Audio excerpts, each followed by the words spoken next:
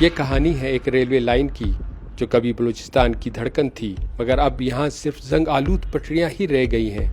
کچھ کوچز وغیرہ بچی تھیں، بعد میں اسے بھی نیلام کیا، ارے اسے ہی سنبھال کے رکھ لیتے۔ ٹرین کی سروس ہر لحاظ سے ضروری ہے، یہاں کے لوگوں کا حق ہے۔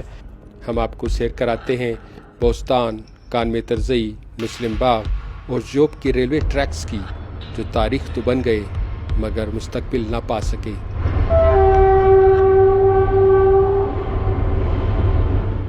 کوئٹہ ریلوے اسٹیشن کے احاطے میں رکھا یہ اسٹیم انجن محض ایک پرانا ڈھانچہ نہیں، بلکہ یہ بلوچستان کی ایک صدی پرانی ریلوے تاریخ کی علامت ہے۔ 1913 میں بننے والا یہ نیرو گیج اسٹیم انجن اس منفرد ریلوے نظام کا حصہ تھا جس نے تاریخ رقم کی۔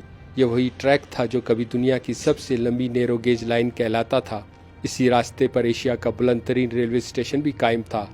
اس زمانے میں یہ ریلوے صرف ٹرانسپورٹ نہیں بلکہ بلوچستان کی معاشی اور سماجی سرگرمیوں کا مرکز تھا۔ آج یہ انجن ایک خاموش یادگار کی صورت ہمارے سامنے ہے۔ سوال یہ ہے کہ آخر یہ کہانی ہے کیا اور یہ سفر کیوں رکا؟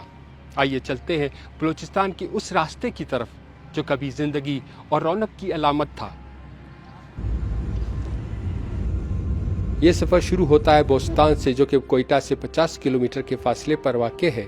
ایک ایسا قصبہ جہاں کبھی ریل گاڑی کی آمد و رفت سے زندگی رواں تھی، آج وہی پٹریاں خاموش ہیں، اسٹیشن ویران ہے اور زنگ آلود پٹریوں پر اگتی ہوئی جھاڑیاں ٹوٹے ہوئے خواب کی طرح ہیں۔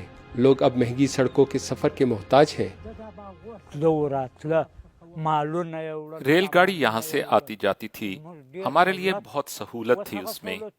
اب وہ تمام سہولیات ختم ہو چکی ہیں، ہم سے روڈ دور ہے، کرائے زیادہ ہو گئے ہیں۔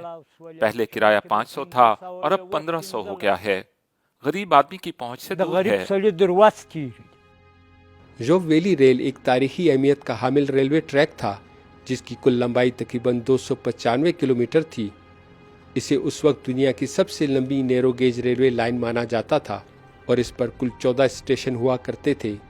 یہ 2 فٹ 6 انچ کی نیرو گیج پٹڑی تھی، تنگ ہونے کے باعث پہاڑی علاقوں میں کم خرچ اور زیادہ لچکدار تصور کی جاتی تھی۔ اس ریلوے ٹریک کا سروے جو تھا وہ engineer in chief colonel B Scott نے 1894 میں کیا اور 1914 میں باقاعدہ کام کا آغاز ہوا، جو کہ بوستان سے سٹارٹ کیا گیا۔ پہلے کھنائی سے آگے زرخون سے آگے یہاں تک چلنا شروع ہو گئی مال گاڑی کی صورت میں، اور اس میں یہ تھا کہ کرومائٹ کی ترسیل ہوتی تھی۔ پھر بعد میں اس سے ریلوے ٹریک کو آگے بڑھا دیا فورٹ سنڈے مین تک، اور یہ جو تھا 1929 میں فورٹ سنڈے مین تک پیسنجر ٹرین چلنے لگی اور ساتھ میں مال گاڑی بھی۔ بوستان سے نکلتے ہی راستہ پہاڑوں کے پیچ و خم سے گزرتا ہے اور پہنچتا ہے کان میں ترزئی۔ یہ اسٹیشن سطح سمندر سے 7292 فٹ کی بلندی پر واقع تھا اور ایشیا کا بلند ترین ریلوے اسٹیشن مانا جاتا ہے۔ مقابلتاً بھارت کا مشہور شملہ ریلوے اسٹیشن 6811 فٹ کی بلندی پر ہے۔ یوں کان میں ترزئی اپنی انفرادیت کے ساتھ ایک تاریخی مقام رکھتا ہے۔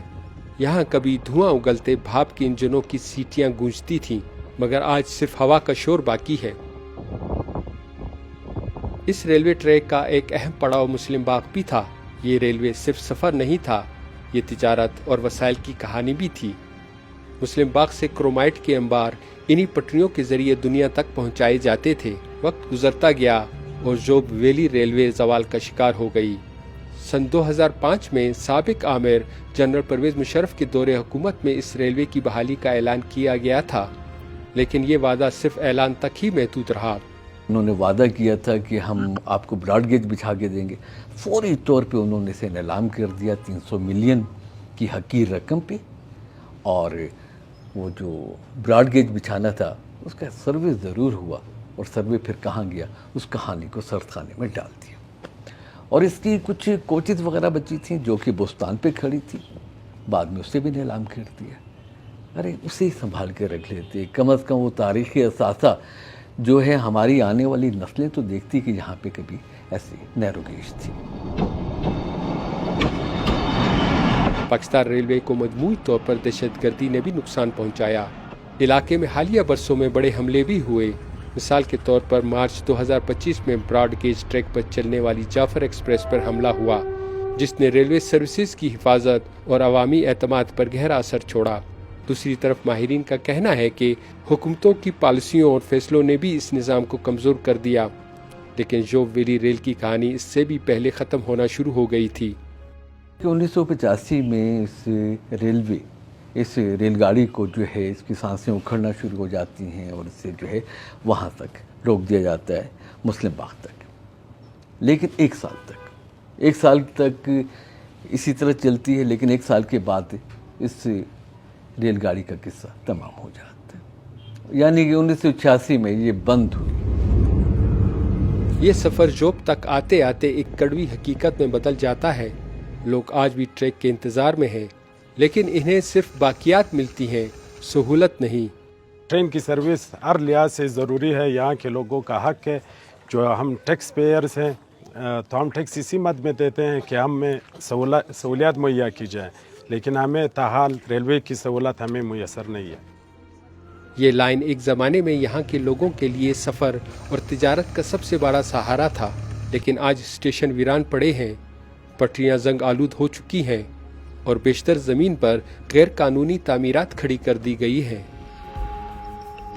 ڈھلتے سورج کے ساتھ یہاں کی ویران پٹریاں ہمیں یہ یاد دلاتی ہیں کہ کبھی یہاں زندگی رواں تھی۔ سوال یہ پیدا ہوتا ہے کہ بلوچستان کا یہ ریلوے نظام کبھی دوبارہ بحال ہو پائے گا؟ واحد خان، DW اردو، جوب، پاکستان۔